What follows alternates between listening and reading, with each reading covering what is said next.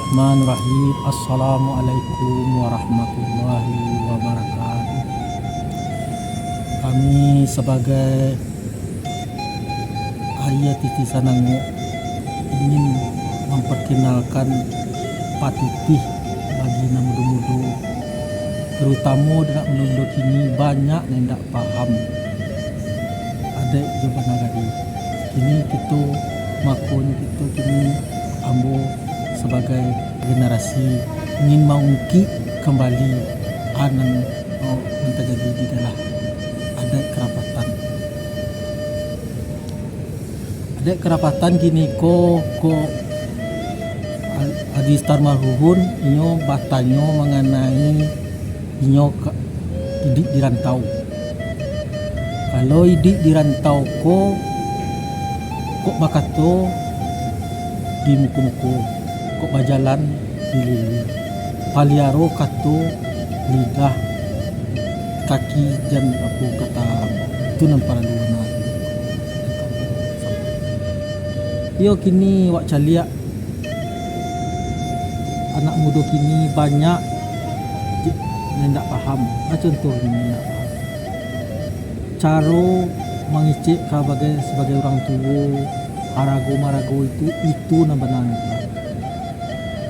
Ambo nyo kay marantau, ako nang perlu ambo pelajari. Aku samarhun, dan para luwana aku samarhun pahami tiga perkara.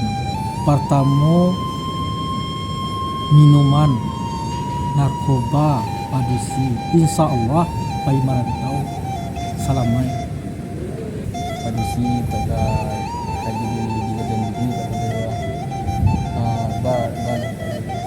kalau padusi ko aku samarhun kepalu pelajari. Dan pertama sekali aku tanya samarhun agamanya apa? Agama Islam. Jawa di ranah Minang ko kental dia cara sana Islam. Sudah agamanya Odima keturunannya. Sudah keturunannya orang tuanya dari ma asal itu nang kepala tiga jual kan. Jambiko angkustan maruhun kayo diarato pun bisa menjamin keselamatan untuk selamanya. Ibaratkan nan rancak tu akan hilang salabih masuk. Buat contoh, nan ketek tu kadang nan gadang tu katuo tu. Tu nang angkus tamarhun indak selamono memiliki narancak nang pantiang hatinya lo paham agama naba itu.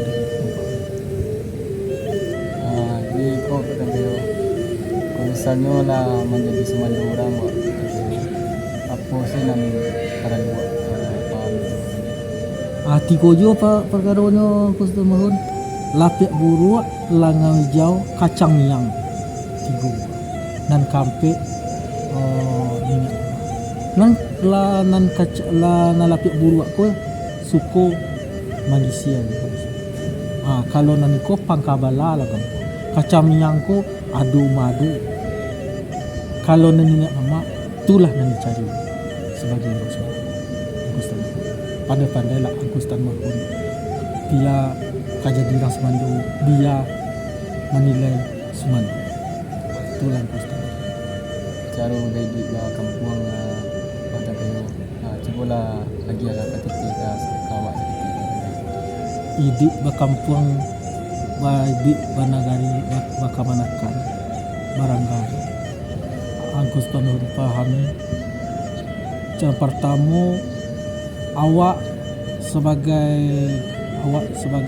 idik bakamanakan jan adokan haknya menjalankan keras mando.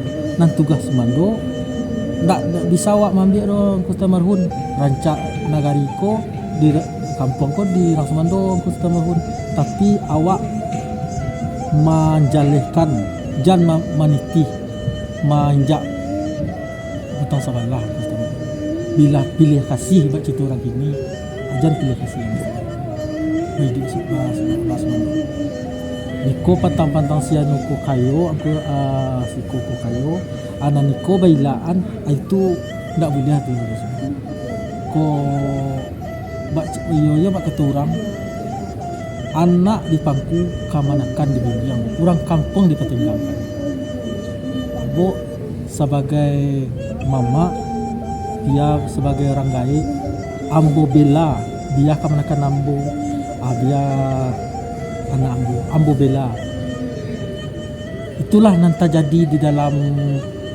di kota Muria Bukit Tinggi ku Allah pernah itu nan angkos tamu paham Misalkan awak lah rumah tangga, nak beranak-anak, awak baca rumah masih jatirakan tu anak. Nang kini angkos tamurhun. Kalau iyo banagari ba pupa kampung yo, kalau diambo yo, ibu di anak, iyo patangnya. Ibu di rumah, ayo ditinggal. Tuh, kan itu nampak. Ba contoh ni.